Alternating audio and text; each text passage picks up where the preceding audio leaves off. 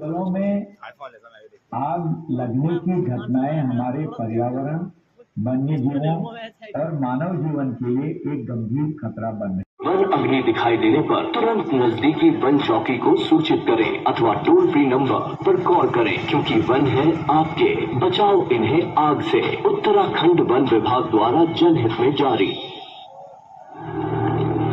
अगर आप किसी ऐसे क्षेत्र में रहते हैं जहां जंगल में आग लगने का खतरा रहता है, तो सरकारी एजेंसियों द्वारा जारी की जा रही चेतावनियों को नजरअंदाज न करें। जब भी जंगल में आग की सूचना मिले तो फौरन स्थानीय आपात